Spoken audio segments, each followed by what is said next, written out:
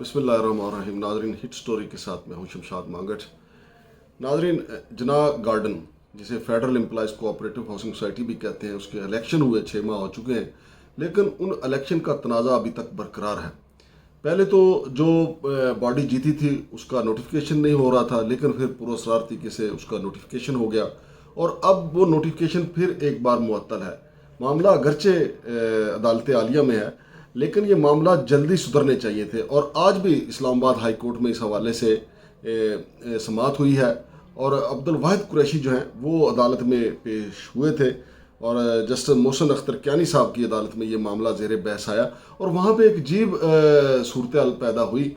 जनाब वाहिद कुरैशी साहब की तरफ से अदालत को बताया गया कि जो रजिस्ट्रार कोऑपरेटिव यानी डिप्टी कमिश्नर इस्लामाबाद जो हैं, उनके पास रजिस्ट्रार कोऑपरेटिव का अख्तियार भी है, लेकिन उसका नोटिफिकेशन मौजूद नहीं है। तो अदालत ने फौरी तौर पे डिप्टी कमिश्नर को तलब किया और उनसे पूछा कि आपका नोटिफिकेशन किधर है। तो उन्होंने 1981 का एक नोटिफिकेशन निकाल के बता दिया। तो अदालत ने उनसे कहा कि ये तो उस वक्त का नोटिफिकेशन है, आपको किसने रजिस्ट्रार कोऑपरेटिव के अख्तियार दिए हैं। इस पे वाहिद कुरैशी साहब ने अदालत को बताया कि जनाब जो पिछले डीसी रहे हैं जिनके पास ये इख्तियार था रजिस्ट्रार कोऑपरेटिव का, उसका बाकायदा नोटिफिकेशन हुआ है, लेकिन जनाब इरफान मेमन साहब जो हैं इनका नोटिफिकेशन मौजूद नहीं है। तो वो बात सच निकली। तो अदालत ने इस हवाले से चीफ कमिश्नर इस्लामाबाद से भी जवाब मांगा है कि बताया जाए कि अब तक जो डीसी इस्लामाबाद इरफान मेमन ने जो फैसले किए हैं बतौर रजिस्ट्रार कोऑपरेटिव, वो किस हैसियत से किए हैं, क्योंकि उनका तो नोटिफिकेशन ही मौजूद नहीं था। और नाजरीन, आपके लिए हैरानगी की खबर होगी कि डीसी इस्लामाबाद का रजिस्ट्रार कोऑपरेटिव के तौर पे नोटिफिकेशन मौजूद नहीं, लेकिन उन्होंने इस्लामाबाद की 19 कोऑपरेटिव हाउसिंग सोसाइटियों को डी नोटिफाई कर दिया। उनके नोटिफिकेशन जो है वो ख़त्म कर दिए, यानी वो बेजारों मददगार हो गई। उनके अरबों रुपए के असासे हैं और आवाम ने वहाँ पे अरबों खरबों रुपया वहाँ पे इन्वेस्ट किया हुआ है। अब उनको कहा गया है कि जहाँ पे वो उनका अगर पिंडी में है तो वहाँ पे जाकर रजिस्ट्रेशन हासिल करें। कुछ सोसाइटियाँ ऐसी हैं जिनका पहला फेज़ इस्लामाबाद में है, वो रजिस्टर्ड इस्लामाबाद में हुई और बाकी उन्होंने मेम्बरान को अकोमोडेट करने के लिए दूसरा फेज़ जो है वो पिंडी में जाके जगह हासिल की और वहाँ पे तेज़ी से वहाँ तरक्याती काम भी जारी है। लेकिन डीसी इस्लामाबाद ने उनके नोटिफिकेशन मुअत्तल कर दिया। लेकिन हैरानगी की बात यह है और काबिल गौर और लम्हा फिक्रिया ये है कि उनका अपना तो नोटिफिकेशन था नहीं, उन्होंने बाकी सब जो है 19 कोऑपरेटिव हाउसिंग सोसाइटियों के नोटिफिकेशन ही मुअत्तल कर दिए। क्योंकि मैं आपको पहले भी कहते हैं कि हमारे पूरे सिस्टम का बाबा आदम ही निराला है। इस जहाँ जिसके हाथ में जो लाठी आती है उठा के दे मार और 4.5 करता है।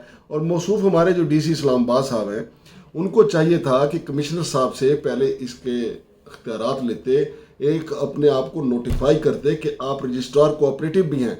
और फिर एक और मामला जो अदालत में खुला है वो दूसरी जनाब बाबर उस्ताद साहब की अदालत में ये मामला खुला है कि इस्लामाबाद के जो सर्कल रजिस्ट्रार हैं अदील साहब, जिनके बारे में बताया जाता है कि वो भी इस ओहदे के अहल नहीं थे, वो उनको ऐसे ही ला के यहाँ बैठा दिया गया और उनसे कहा गया कि आप बतौर सर्कल रजिस्ट्रार काम करें। उनको भी अदालत के हुक्म पे डी नोटिफाई किया गया था, लेकिन उन्होंने काम जारी रखा है। अलबत्ता अब मामला जो है तौहीन अदालत की शक्ल में फिर अदालत में चला गया है। वहाँ पे देखते हैं कि अदील साहब क्या जवाब देते हैं। लेकिन ये सारे मामलात ऐसे हैं जहाँ पे अवाम के अरबों रुपए तो वैसे उनका माल जो है, उनकी जमा पूंजी जो है वैसे वहाँ पे इन्वेस्ट हुई है, लेकिन उनका इत्मीनान जो है जिसकी कोई कीमत नहीं, उसको ठेस पहुँचती है।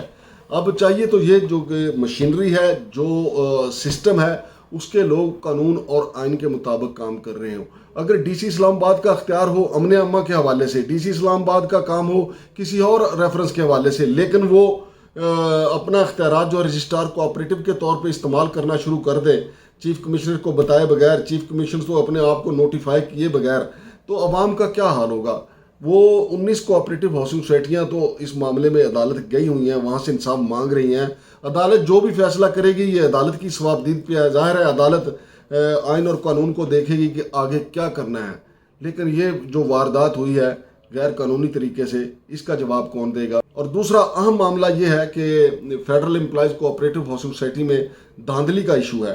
तो उस हवाले से अदालत ने यह हुक्म दिया था कि ज़िली इंतज़ामिया इस्लामाबाद के साथ बैठकर वो वीडियो देखी जाए, चूँकि ज़िली इंतज़ामिया ने ये मौक़िफ़ लिया था कि हमारे पास वीडियो मौजूद है जिसमें बाज़ाब्ता तौर पे वोटर्स ने मोहरें लगाई, لیکن جب وہ ویڈیو دیکھی گئی تو اس میں کوآپریٹو ادارے کے جو سرکاری ملازمین ہیں وہ مورے لگاتے ہوئے دیکھے گئے، اور اس کے بعد جو ہے یہ نوٹیفکیشن جو ہے وہ کالعدم قرار دے دیا گیا تھا۔ اب اس کا فیصلہ بھی جلد ہونا چاہیے، چونکہ یہ وہ سوسائٹی ہے جہاں پہ قومی اسمبلی کے ملازمین کا پیسہ بھی ڈوبا ہوا ہے، اور اس کے علاوہ ویسے بھی اربوں روپیہ عوام کا وہاں پہ ڈوبا ہوا ہے۔ 7 ارب روپے کی تو آڈٹ رپورٹ اس سوسائٹی کی آئی تھی۔ تو عوام چاہتے ہیں کہ ان کو ریلیف ملے۔ ریلیف کیا ملنا ہے کہ 6 ماہ ہو گئے الیکشن ہوئے ان کی جو منتخب باڈی ہے یا غیر منتخب باڈی ہے، عوام کو اب تک یہ نہیں پتا، لوگوں کو یہ نہیں، ممبران کو پتا کہ ہماری منتخب باڈی ہے یا نہیں۔ اگر نہیں ہے تو نئے الیکشن ہونے چاہیے، اگر ہے تو پھر اس کو کام کرنے کا موقع ملنا چاہیے۔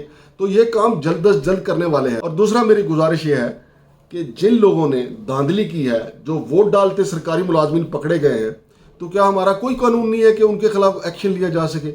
بجائے اس کے کہ اب تک وہ دھاندلی کرنے والے جو ملزمان ہیں، جو مورے لگاتے پکڑے گئے، کہ ان کو کٹہرے میں کھڑا کیا جاتا، ان کو سزا دی جاتی، تو وہ بھی کچھ نہیں ہوا، کیونکہ اس سے ملزمان کو شے ملتی ہے۔ اسی طرح ہمارے عام انتخابات میں ہوتا ہے، اسی طرح ہمارے یونین کونسل کے الیکشن میں ہوتا ہے کہ سینہ زوری پہ دھاندلی ہوتی ہے۔ یہاں کوآپریٹو ملازمین کے لوگوں نے سینہ زوری کی ہے، اور ایک خاص گروپ کو جتوانے کے لیے انہوں نے مورے لگاتے ہوئے پکڑے گئے۔ جب پکڑے گئے تو میرا خیال ہے ہمارا وی لاک کرنے سے پہلے ان کے خلاف ایکشن ضروری تھا، لیکن ابھی تک نہیں ہوا۔